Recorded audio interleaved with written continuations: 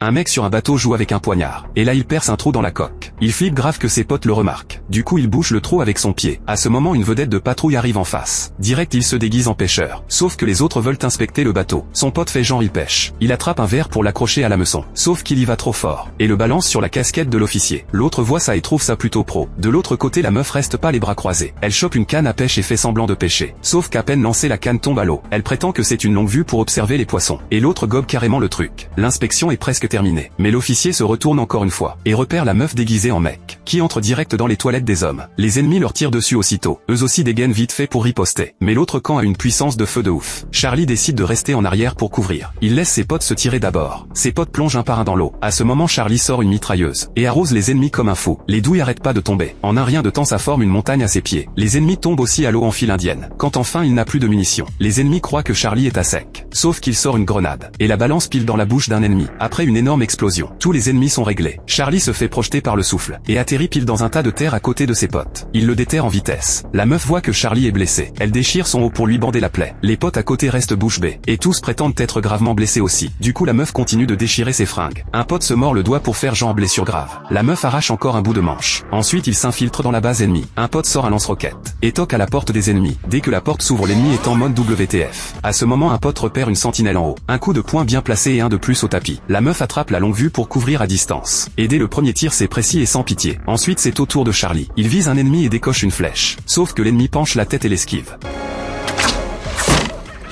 Des dizaines de flèches et le mec les évite toutes. L'ennemi reste zen total. Quand il a tiré toutes ses flèches, l'ennemi remarque enfin que la porte est criblée de flèches. Il se retourne et repère enfin Charlie. Du coup il commence à recharger en panique. Charlie lui ramasse un coq par terre. La balle de l'ennemi va monter dans le canon. Mais Charlie tend son arc en premier, et tire direct sur l'ennemi.